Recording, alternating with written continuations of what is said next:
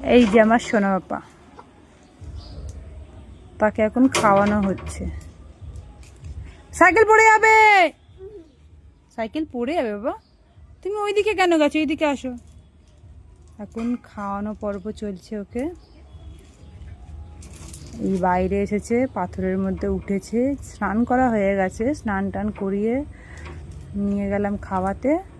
আবার মনে হচ্ছে কি গা হাত পা ভালো করে মোছাতে হবে। কি অবস্থা দেখো, ওই দেখো ওইটুখানি সরুটার মধ্যে না কেউ বসবে। তাকা এদিকে তাকা। পড়ে গেলে আউ হবে, বুঝেছো? পায়ে ব্যথা পাবে তো।